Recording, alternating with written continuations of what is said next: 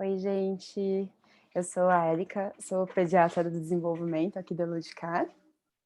Oi, gente, eu sou a Isa, sou pediatra também do desenvolvimento da equipe do Eludicar.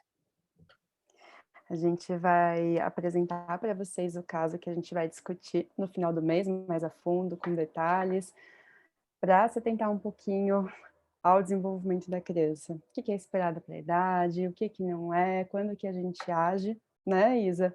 A gente vai falar um pouquinho mais disso. Esse caso é para ilustrar mesmo. Então, a gente trouxe esse caso, que é um caso de um paciente da Kika. Ela vai descrever e eu vou trazer alguns comentários para vocês já irem pensando um pouquinho e depois a gente discute com calma o nosso encontro. Sim. Então, eu vou começar. O caso é um menino, ele está hoje com 1 ano e 9 meses. A foto não é real, é só ilustrativa mesmo, tá? Para não mostrar o paciente. E um pouquinho da história deles. Então, eu acompanho essa criança desde o pré-natal, desde a gestação da mãe. O casal já se conhece há 12 anos, né? Eles estão juntos há 12 anos, conheceram por amigos em comum, são casados há 8. Gosto bastante de perguntar essa história, até para saber o que vem antes, né, da história dessa criança, né? Quem era esse pai e mãe, o que eles esperavam, né? Quais eram os planos antes do bebê nascer. É uma família de classe média alta, com condições sociais boas, né, daqui de São Paulo. Foi uma gestação muito planejada, né, muito desejada. Ela ficou 1 ano tentando engravidar, não chegou a fazer fertilização, mas pensou na possibilidade e ela engravidou antes. Mas foi bem planejada. Primigesta, não teve nenhuma intercorrência, né? Demorou a sair, nasceu com 41 semanas e 2 dias. Nasceu bem, bebê grande, 3,650, 50 centímetros e meio, 34 de perímetro cefálico. Eu falei bebê grande, mas ele é a IG, ele é grande por 41 semanas aí. O Apgar 1010 nasceu super, super bem. O teste do pezinho expandido, só para a gente já colocar, ele tem tudo, né? Tanto a triagem das 6 doenças básicas, triagem metabólica, os testes dos aminoácidos, tudo normal, ele só não fez esquidiagrama. Aqui nesse slide de apresentação inicial, a gente traz esse comentário que a gente levanta esse tipo de informação durante a consulta, porque a gente vai avaliar o desenvolvimento muito pautado no contexto que a criança está inserida. E esse contexto, ele está também presente antes, né, da chegada da criança. Então, desde saber se essa família desejava a gestação, não desejava, ou até se de repente esse casal ficou junto por causa desse bebê, são informações que a gente leva muito a sério e muito importantes para avaliação de desenvolvimento. Com certeza, faz toda a diferença. Então, até os 2 meses, tirando aí questão hormonal, emocional, puerpério, blues puerperal, não foi nada fora do esperado, né, teve aleitamento materno, foi sem dificuldades, só que a partir dos 2 meses, o bebê começou a recusar o seio, então ele recusava o seio para sugar o dedo. Era uma sucção que chamava muito mais atenção do que uma simples exploração que a gente vê geralmente nos bebês pequenos, né, dos dedos, da mão. Era realmente sair da mamada, empurrar às vezes o seio da mãe quando era um pouquinho maiorzinho, para ficar sugando o dedo, um movimento muito repetitivo. No começo menos frequente, foi ficando mais intenso ao longo do tempo, conforme ele cresceu, com uma intensidade tão importante, de uma gravidade tão importante, que ele chegou a fazer até um vício postural cervical por conta desse chupar do dedo, né, do polegar. Com 3 meses era um bebê irritado, né, que a gente não notava isso no início da gestação, com gritos frequentes, choros frequentes, não dormia direito, ele sempre teve muita dificuldade de sono, de acordar várias vezes, de estar sempre muito irritado, né. E desde o começo já foi feito um trabalho no sentido de explicar a fisiologia de sono, de orientar, tipo, higiene, rotina, a família sempre foi muito aderente. Até no início eles contaram com a ajuda de uma profissional que trabalha com a gente, ela é psicóloga e também faz orientação parental de sono, para ajustar a rotina, as questões emocionais da família, mas sempre foi muito difícil nesse contexto. Então, aqui o primeiro comentário que a gente traz é sobre como em pediatria a gente precisa entender que existem coisas que são muito frequentes, né, Kika? Mas às vezes numa idade que não é comum, chama atenção. Então é muito comum uma criança chupar dedos, chega uma fase que às vezes eles recorrem muito mesmo a essa sucção digital como forma de autorregulação, mas na idade que esse comportamento iniciou, ele sugar o dedo e deixar de ir ao seio materno por conta dessa sucção digital é um fator que acaba que chama muito atenção. E o próximo comentário que a gente fez, quer passar aqui, que é para o próximo balãozinho? Claro, tá aqui.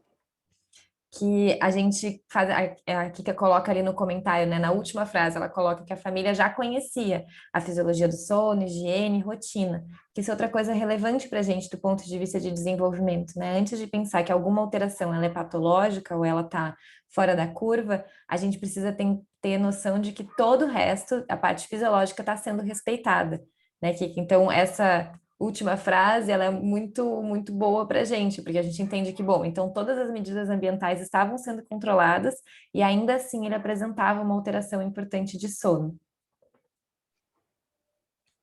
Com certeza. Então, com 4 meses, o que eu falei, o vício postural, que foi tão importante dele ficar o tempo todo naquele polegar, que ele atrasou a sustentação cefálica. Então, por estar sempre com o pescocinho na lateral, em direção ao polegar, ele não conseguiu o tônus adequado cervical para sustentar a cabeça.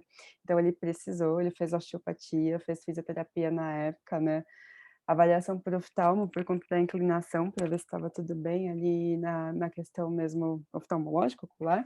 E nessa mesma época, ele melhorou a postura, continuou com o sugar dos dedos, mas melhorou a postura, estava tudo bem com o oftalmo, ele começou com outro movimento estranho, né, além desse movimento de sugar o dedo, os pezinhos. Então, com 4 meses, um pezinho no outro, toda vez que ele estava muito bravo, ele sempre, tipo, esfregava um pezinho no outro.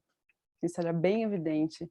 Com 5 meses ele teve um segundo atraso, foi um atraso motor, então começou o primeiro cefálico com o vício, corrigiu com a físio, depois atraso de tronco, né? Foi físio de novo e ele responde bem às intervenções. Isso é uma coisa bem legal no caso, porque embora ele tenha apresentado esses marcos com atraso, com a físio ele responde muito bem e recupera rápido.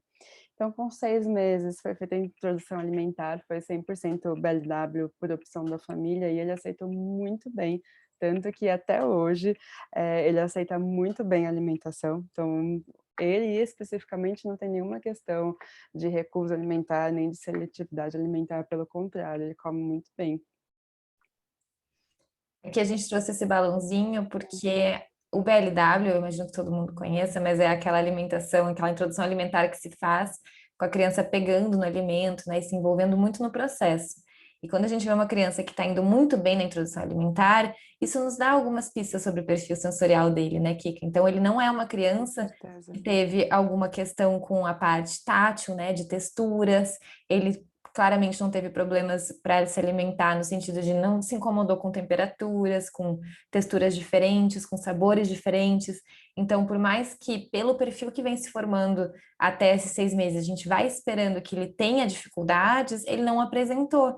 Isso também é uma coisa importante para nossa avaliação, porque o perfil sensorial, ele, claro que à medida que a criança vai ficando mais velha, vai ficando mais claro para a gente quais são as dificuldades.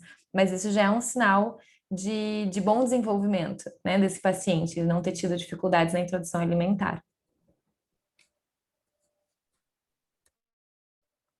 E esse fato foi um fato que marcou bastante aí a história desse bebê.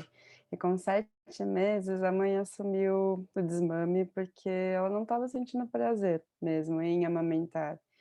E aí, só retomando o início da história, embora nos 2 primeiros meses a amamentação tenha sido bem-sucedida, a pega, a posição, a produção de leite, essa mãe ela nunca demonstrou de fato prazer, gostar de amamentar, sempre pareceu uma responsabilidade, uma obrigação.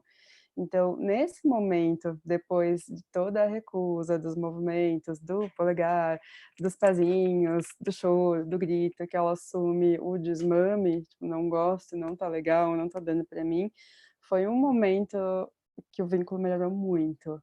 Então a mãe ficou mais tranquila, eles começaram a interagir melhor, A família foi bem orientada quanto ao tipo de brincadeira, que era uma coisa que faltava, então mamanhesa, voz afetiva, a troca e mais interações que a gente vai falar para vocês, ler historinha, conversar, cantar, dançar junto, estar junto, estimular a criança, que eles não estavam fazendo tanto. Isso eu reforcei bastante, melhorou, e os sorrisos, nessa idade era um bebê sorridente, um bebê que interagia, um bebê que olhava, então ele teve uma melhora significativa nesse momento que a mãe tirou esse peso, e isso é um marco bem importante. Mas, ainda assim, né, com 11 meses, ele tinha um desenvolvimento motor adequado, que tinha 2 momentos de atraso antes, não atrasou mais. Começou as primeiras palavras aí com 11 meses, mamá, papá, dar dentro do esperado, mas com 12, com 1 aninho, ele parou de falar, ele simplesmente regrediu. Então, foi uma criança com início difícil, um bebê irritado, movimentos repetitivos, que teve uma melhora junto com a melhora emocional da mãe, e aí conta muito a díade dos dois. Teve um atraso motor no início, melhorou, o motor ficou bem, até hoje está bem, e com 1 aninho regrediu, né, parou de falar, parou de interagir, a comunicação não verbal dele que tinha, aquele sorriso, aquela interação ali com 7 meses regrediu, consulta de 1 aninho não olha, ele não tinha comunicação, tipo, não verbal, ele não apontava para mostrar o que ele queria, ele não tinha expressão facial, ele não se importava com a presença do outro, tanto que na consulta ele sentou de costas para mim, não se importando com a minha presença. E quando ele precisava de alguma coisa, ele puxava os pais até o que ele queria, ele não mostrava, ele não apontava, ele não pedia, né, isso chama bastante atenção, não tinha uma atenção compartilhada. Pegava o brinquedinho, não compartilhava com ninguém, e muitas vezes não era um brincar funcional, então pegar o carrinho, ficar só no movimento da rodinha, organizar as coisas, passar por cima das pessoas sem se dar conta de que elas estão ali, sem se importar com o outro. Foi esse comportamento dele na consulta de 1 aninho, tá.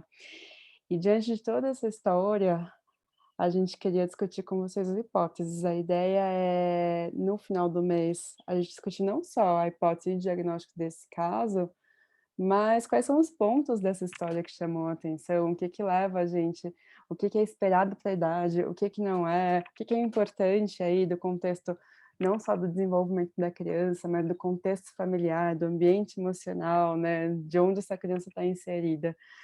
A gente pega esse caso para discutir muito mais do que ele, do diagnóstico em si, mas de todo o contexto de desenvolvimento do que a gente gosta aí de observar nas consultas, que a gente acha que faz diferença, né, Isa? Isso aí, eu acho que é um caso bem emblemático de uma criança bem novinha, é uma coisa que a gente tem muito assunto para discutir, e realmente, assim, ali a gente fala que regressão do desenvolvimento é sinal de alarme, por exemplo, mas é sempre interessante olhar todo o conjunto, né? Porque regressão do desenvolvimento não é só, falou uma palavra e passou alguns dias sem falar. As crianças têm essas flutuações, né, que elas vão Uhum. adquirindo habilidades e marcos de desenvolvimento e às vezes dá uma flutuada, né?